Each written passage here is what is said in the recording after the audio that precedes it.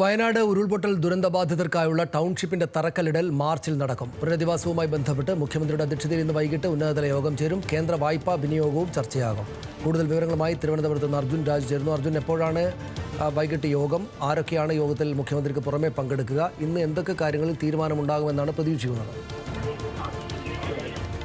സനീഷ്, വയനാട് പുനരധിവാസവുമായി ബന്ധപ്പെട്ട നിർണായകമായിട്ടുള്ള യോഗമാണ് മുഖ്യമന്ത്രിയുടെ അധ്യക്ഷതയിൽ ഇന്ന് ചേരുന്നത്. മുഖ്യമന്ത്രിയുടെ ചേംബറിൽ വൈകിട്ട് 5 മണിക്ക് യോഗം ചേരും. റവന്യൂ മന്ത്രി, ചീഫ് സെക്രട്ടറി, ദുരന്ത നിവാരണ വകുപ്പ് മെമ്പർ സെക്രട്ടറി എന്നിവരാണ് ഈ യോഗത്തിൽ പങ്കെടുക്കുക. ഇതിൽ ഏറ്റവും പ്രധാനമായും ടൗൺഷിപ്പ് നിർമ്മാണവുമായി ബന്ധപ്പെട്ട ചില നിർണായകമായിട്ടുള്ള തീരുമാനങ്ങൾ ഈ യോഗത്തിൽ ഉണ്ടാകും. ഇത് സംബന്ധിച്ച് 2 എസ്റ്റേറ്റുകളാണ് നിലവിൽ കണ്ടെത്തിയിട്ടുള്ളത്. എൽസ്റ്റൺ, നെടുമ്പാൽ എസ്റ്റേറ്റുകൾ അത് എടുക്കാനുള്ള തീരുമാനം ഇന്നത്തെ മന്ത്രിസഭാ യോഗത്തിൽ ഉണ്ടാകും.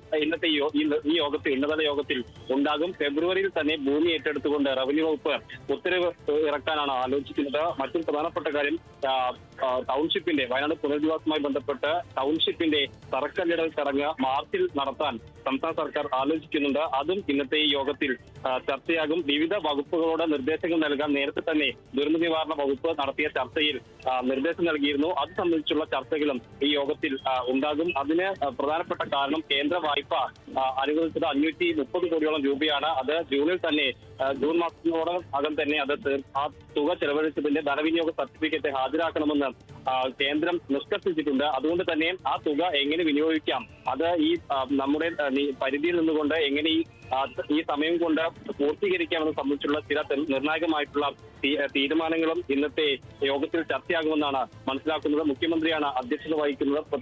ഇതിന്റെ നടപടികൾ, പുനരധിവാസവുമായി ബന്ധപ്പെട്ടുള്ള പ്രായോഗികമായിട്ടുള്ള നടപടികളിലേക്ക് സംസ്ഥാന സർക്കാർ കടത്തുകയാണ് എന്നുള്ളതാണ് ഈ യോഗത്തിൽ ഏറ്റവും പ്രധാനപ്പെട്ട. നന്ദി.